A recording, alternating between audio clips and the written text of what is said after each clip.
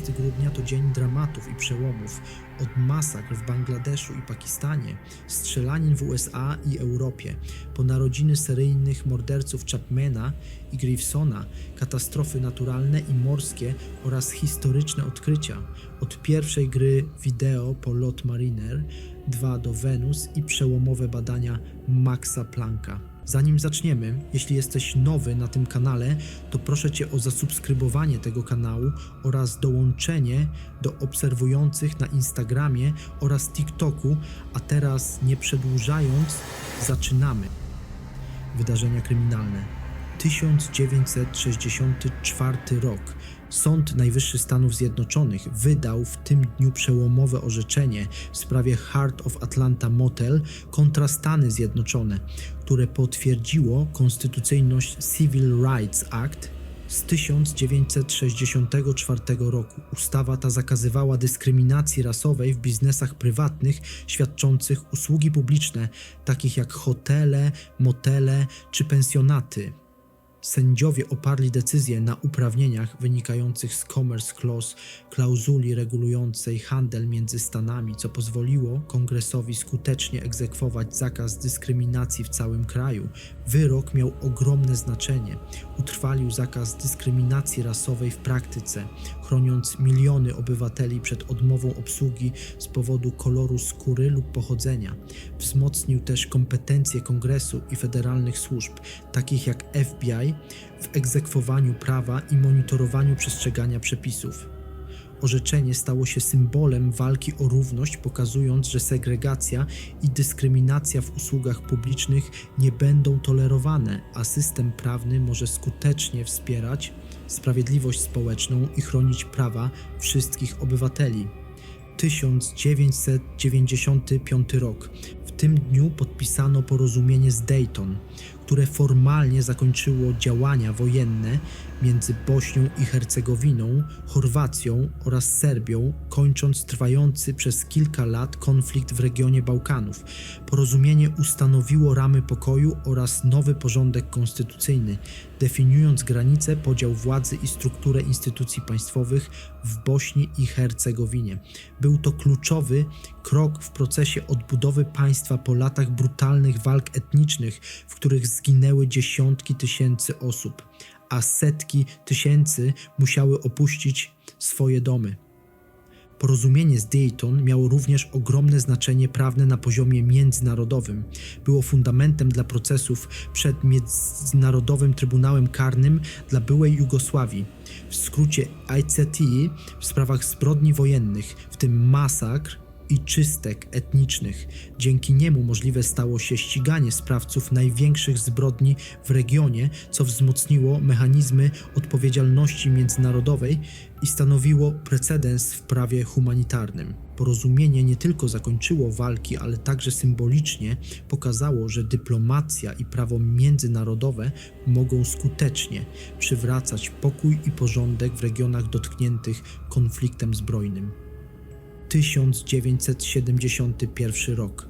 W tym dniu, podczas wojny o niepodległość Bangladeszu, pakistańskie siły zbrojne wraz ze swoimi poplecznikami przeprowadziły masowe egzekucje intelektualistów, mordując ponad 200 wybitnych obywateli kraju, w tym naukowców, lekarzy, dziennikarzy i nauczycieli akademickich.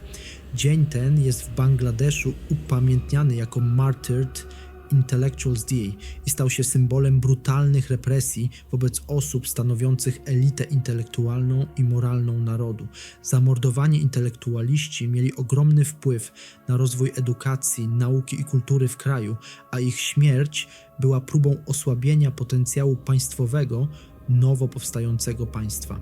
W kontekście prawnym i historycznym wydarzenie to jest traktowane jako masowa zbrodnia na tle wojny oraz politycznych prześladowań, która wpisuje się w ramy zbrodni przeciwko ludzkości. Egzekucje były częścią szerszego planu represji i wywołały międzynarodowe oburzenie dokumentowane przez obserwatorów i media. Upamiętnienie tego dnia w Bangladeszu ma znaczenie edukacyjne, przypominając kolejnym pokoleniom o wartościach wolności, niezależności i odpowiedzialności państwa wobec swoich obywateli. mordy i zabójstwa. 2012 rok. W tym dniu w Newtown, Connecticut doszło do tragicznej strzelaniny w szkole podstawowej Sandy Hook, w której zamordowano 20 uczniów oraz 6 pracowników szkoły, a następnie sprawca popełnił samobójstwo.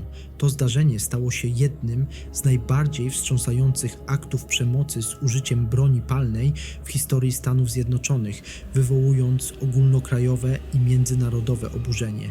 Strzelanina w szkole uwydatniła poważne problemy związane z dostępem do broni palnej, opieką nad osobami z zaburzeniami psychicznymi oraz skutecznością systemów bezpieczeństwa w placówkach edukacyjnych. W kontekście prawnym i kryminalnym wydarzenie to wywołało intensywną debatę nad prawem do posiadania broni w USA, mobilizując polityków, aktywistów i opinię publiczną do dyskusji o regulacjach oraz kontroli dostępu do broni. Zwiększył się również nacisk na profilaktykę przemocy, wprowadzanie programów edukacyjnych oraz reformy w polityce bezpieczeństwa w szkołach. Strzelanina w Sandy Hook stała się symbolem potrzeby ochrony dzieci i pracowników przed przemocą, a także przykładem, jak tragiczne wydarzenia mogą wpływać na zmianę przepisów i świadomości społecznej w zakresie bezpieczeństwa publicznego. 1993 rok. W Algierii uzbrojona grupa dokonała masakry w firmie Hydroelectra, zabijając 12 pracowników, co było częścią szerszych działań terrorystycznych w regionie. Jednocześnie w Stanach Zjednoczonych Nathan Dunlap zastrzelił 4 osoby w restauracji w stanie Colorado, po czym został aresztowany i postawiony przed wymiarem sprawiedliwości. Oba wydarzenia miały ogromne znaczenie kryminalne i prawne. Masakra Hydroelectra była traktowana jako akt terroryzmu prowadzący do długotrwałych śledztw i procesów mających na celu pociągnięcie sprawców do odpowiedzialności. W przypadku zabójstw w Colorado Nathan Dunlap został skazany na karę śmierci, której wykonanie później odroczono po późniejszych zmianach prawa dotyczących egzekucji w tym stanie. Te tragiczne wydarzenia pokazują, jak przemoc zarówno indywidualna, jak i zorganizowana, wpływa na prawo, wymiar sprawiedliwości i politykę bezpieczeństwa. Skutki obu aktów przemocy były odczuwalne przez lata, wywołując debatę o procedurach sądowych, kontroli broni oraz przeciwdziałaniu terroryzmowi i przemocy masowej. 1984 rok. W tym dniu w Geronimo w stanie Oklahoma doszło do brutalnego napadu na bank, który wstrząsnął lokalną społecznością i stał się jednym z najbardziej znanych aktów przemocy w historii USA w latach 80. Sprawcą był 19-letni J. Wesley Neal, który wszedł do banku uzbrojony i podczas napadu zamordował 4 osoby, raniąc kolejne 3. Jego współsprawca Robert Grady Johnson brał udział w przestępstwie i został później skazany na dożywocie bez możliwości zwolnienia warunkowego. Zbrodnia ta miała ogromne znaczenie kryminalne i prawne, pokazując słabości systemów bezpieczeństwa w małych miastach oraz potrzebę bardziej rygorystycznych procedur w bankach i instytucjach finansowych. W wyniku śledztwa Neal został skazany na karę śmierci, która została wykonana w późniejszych latach, co wzmocniło debatę na temat stosowania najwyższego wymiaru kary w Stanach Zjednoczonych. Incydent stał się również punktem odniesienia w szkoleniach dla funkcjonariuszy FBI i lokalnej policji, ucząc procedur reagowania w sytuacjach ekstremalnego zagrożenia życia.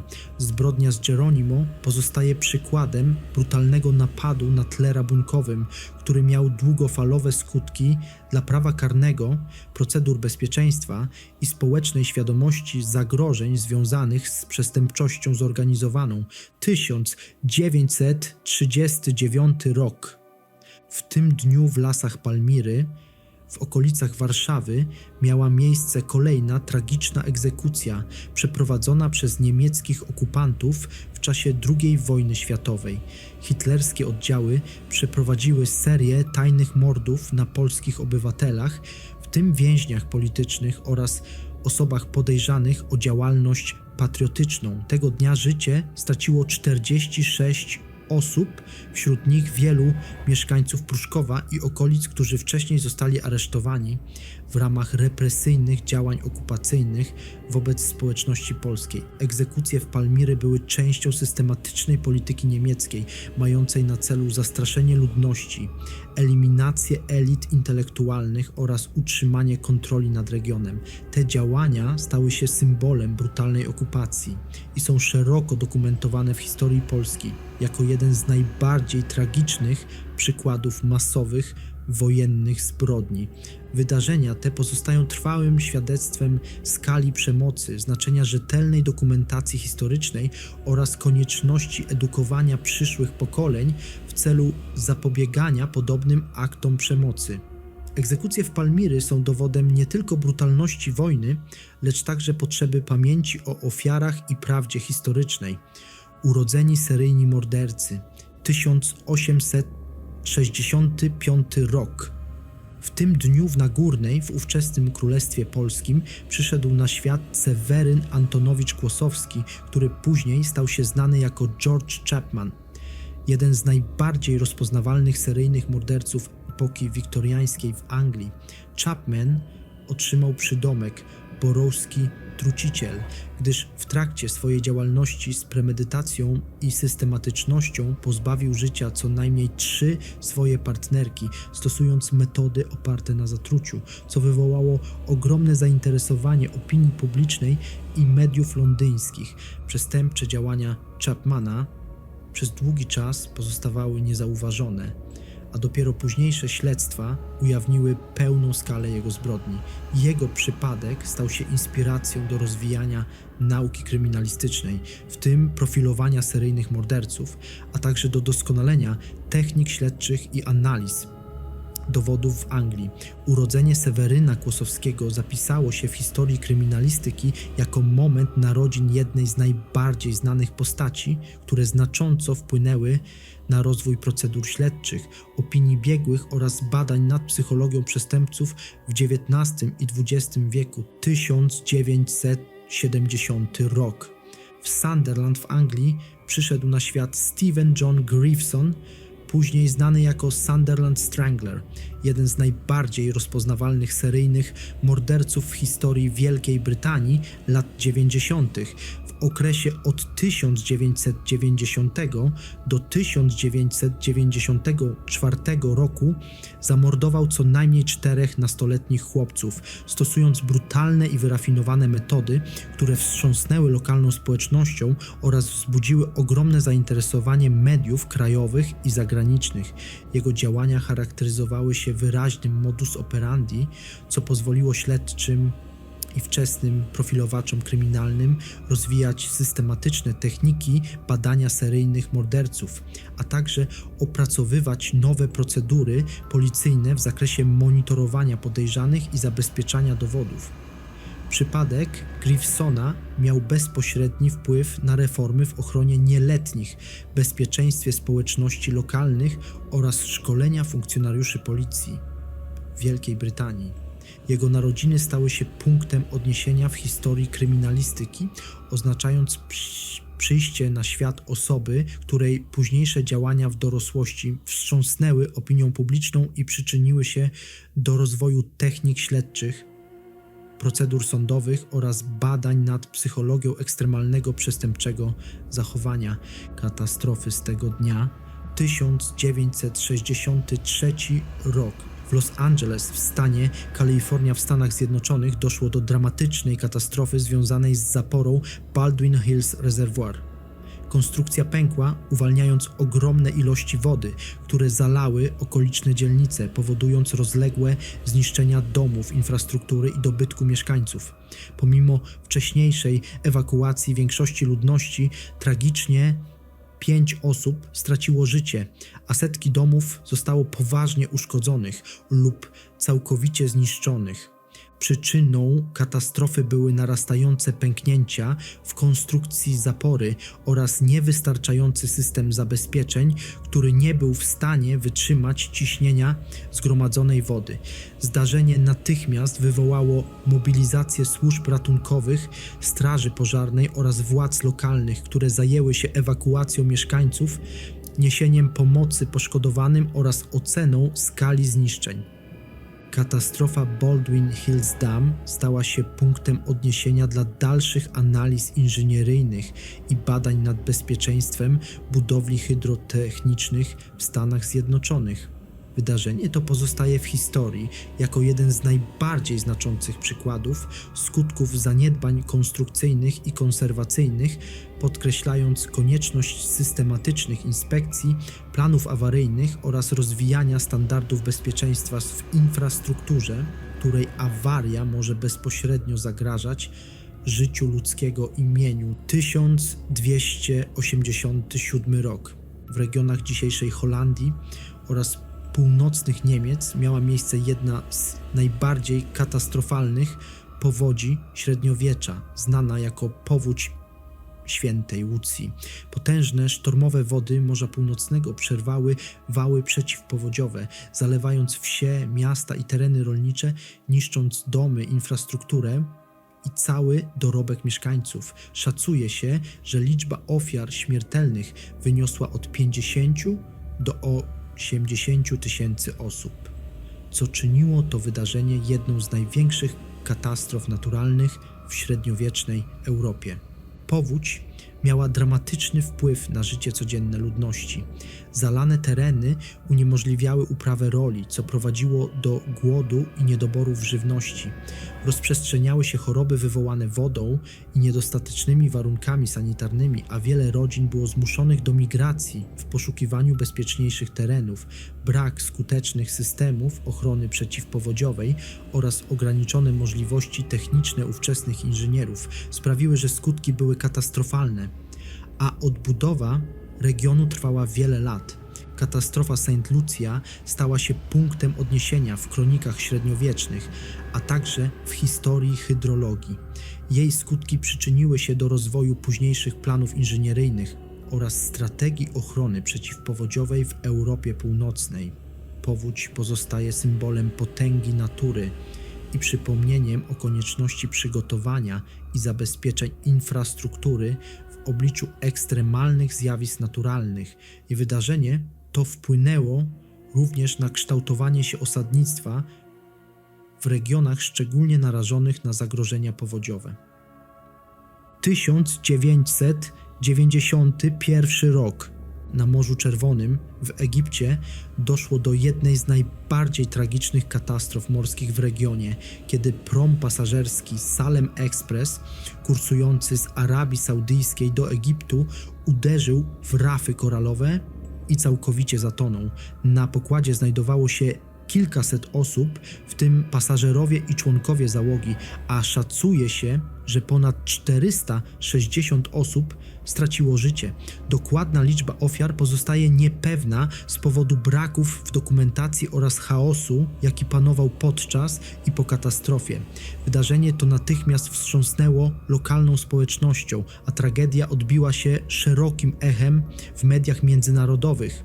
Katastrofa Salem Express była wynikiem połączenia trudnych warunków nawigacyjnych, niedociągnięć w systemie bezpieczeństwa statku oraz nieprzestrzegania procedur awaryjnych. Pomimo szybkiej reakcji władz egipskich, ratowników morskich oraz organizacji międzynarodowych, skutki wypadku były dramatyczne, a pamięć o ofiarach wciąż pozostaje żywa w świadomości społecznej.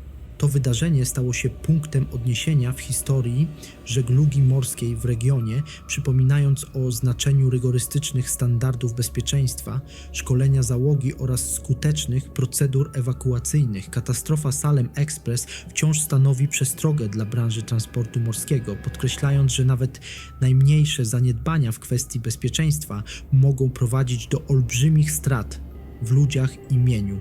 Najważniejsze wydarzenia z tego dnia z perspektywy nauki. 1900 rok. W tym dniu niemiecki fizyk Max Planck zaprezentował swoje przełomowe rozwiązanie dotyczące promieniowania ciała doskonale czarnego, które stało się fundamentem nowej dziedziny nauki znanej jako teoria kwantów. Jego formuła matematyczna po raz pierwszy pozwoliła dokładnie opisać emisję promieniowania przez ciała w różnych temperaturach, co stanowiło radykalne odejście od klasycznej fizyki Newtona i Maxwella. Przedstawienie tego odkrycia wprowadziło naukowców w całej Europie w nową erę myślenia o świecie mikroskopowym, energii i materii. Teoria kwantów stała się później podstawą do rozwoju mechaniki kwantowej, elektroniki, półprzewodników, laserów, technologii komputerowej i badań nad strukturą atomu. Odkrycie Plancka oznaczało narodziny rewolucji naukowej, która zrewolucjonizowała wszystkie dziedziny fizyki i technologii, umożliwiając powstanie nowoczesnych urządzeń codziennego użytku, od laserów po komputery. Jego praca jest uznawana za jeden z najważniejszych kamieni milowych w historii nauki, wyznaczający początek ery fizyki kwantowej i nowego sposobu postrzegania natury energii oraz materii. 1962 rok. W tym dniu amerykańska sonda kosmiczna Mariner 2 osiągnęła przełom w historii eksploracji Układu Słonecznego, stając się pierwszym statkiem kosmicznym, który udanie przelotowo zbadał inną planetę, Wenus. Podczas przelotu sonda zebrała bezprecedensowe dane dotyczące atmosfery planety, jej temperatur oraz ogólnych warunków panujących na powierzchni, co pozwoliło naukowcom po raz pierwszy uzyskać bezpośrednie informacje z innej planety. Misja Mariner 2 była efektem wieloletniej pracy zespołów inżynierów, naukowców i kontrolerów lotu z amerykańskiego Jet Propulsion Laboratory, którzy starannie przygotowali trajektorie i urządzenia pomiarowe sondy. Sukces tej misji udowodnił, że podróże międzyplanetarne są możliwe i mogą dostarczać wartościowych danych naukowych, stając się fundamentem dla przyszłych misji kosmicznych. Odkrycia uzyskane dzięki Mariner 2 znacząco poszerzyły wiedzę o Wenus i Układzie Słonecznym, wyznaczając historyczny kamień milowy w eksploracji kosmosu oraz inspirując kolejne programy badawcze i technologiczne, które umożliwiły dalsze badania planetarne i rozwój astronautyki. 1948 rok. W tym dniu amerykańscy wynalazcy Thomas T. Goldsmith Jr. oraz Ethel Ray Mann otrzymali patent na urządzenie określane jako Cathode Ray Tube Amusement Device, które uznawane jest za pierwszą interaktywną grę elektroniczną opartą na lampie katodowej. Wynalazek ten stanowił pionierski krok w dziedzinie rozrywki elektronicznej, wyznaczając początek ery gier wideo, które później stały się globalnym fenomenem kulturowym i technologicznym. Patent obejmował mechanizm sterowania i wyświetlania obiektów na ekranie CRT, pozwalając graczowi na interakcję z wyświetlanymi elementami, co w tamtym czasie było innowacyjnym podejściem do rozrywki elektronicznej. Uzyskanie patentu było wynikiem wieloletnich badań nad możliwościami technologicznymi lamp katodowych i ich zastosowaniem w interaktywnych urządzeniach rozrywkowych. To wydarzenie miało ogromne znaczenie dla historii technologii cyfrowej, ponieważ dało początek całej branży gier komputerowych i wideo. Patent Goldsmitha i Manna jest uważany za jeden z kluczowych momentów w rozwoju elektronicznej rozrywki, który zapoczątkował proces tworzenia gier, które dziś są częścią codziennego życia milionów ludzi na całym świecie i inspiracją dla dalszych innowacji technologicznych. Jeżeli chcielibyście zobaczyć osobny, pogłębiony materiał na temat którejś z poruszonych tu spraw, koniecznie dajcie mi znać w komentarzach. Proszę również o zostawienie kciuka w górę pod filmem, zwłaszcza jeśli po dzisiejszym materiale data 14 grudnia nie będzie już dla Was tylko zwyczajnym dniem. Pamiętajcie, że codziennie dodaję odcinki dotyczące historycznych wydarzeń mających miejsce danego dnia. Dlatego jeśli interesuje Was, co działo się wczoraj, serdecznie zapraszam do obejrzenia wczorajszego nagrania, a po dzisiejszym materiale zapraszam już na jutrzejszy odcinek. A teraz do następnego.